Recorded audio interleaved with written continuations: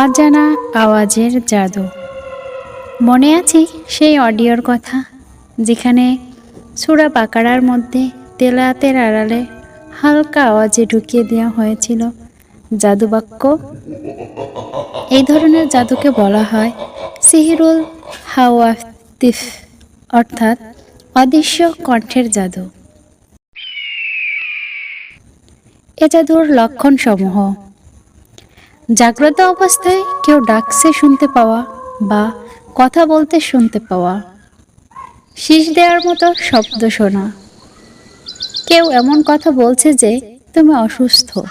তোমার রোগের কোনো চিকিৎসা নেই, তুমি মরে যাবে, শুনতে পাওয়া, ঘরের জিনিসপত্র নড়াচড়ার শব্দ বা রান্নাঘরে ভাঙচুরের শব্দ শোনা, ছেলে অথবা মেয়ের অস্বাভাবিক চিৎকারের শব্দ শোনা, মোবাইল ফোন না বেজেও স্পষ্ট রিংটোন শোনা, নামাজ ও কোরআন পড়া নিয়ে সন্দেহ সৃষ্টিকারী শব্দ শোনা,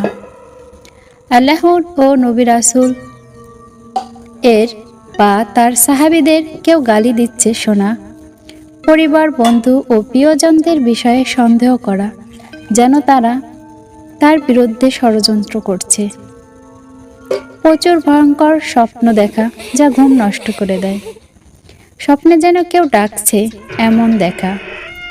স্বপ্নে যেন সে উঁচু জায়গা থেকে পড়ে যাচ্ছে এমন দেখা, স্বপ্নে যেন প্রাণীরা তাকে তাড়া করছে এমন দেখা, ঘুমের ঘোরে কথোপকথন শোনা, ফোনের জাদুতে আক্রান্ত ব্যক্তি স্বপ্নে ভয়ঙ্কর জন্তু ও অদ্ভুত প্রাণী দেখে যা তাকে ইঙ্গিত দেয় বা কথা বলে।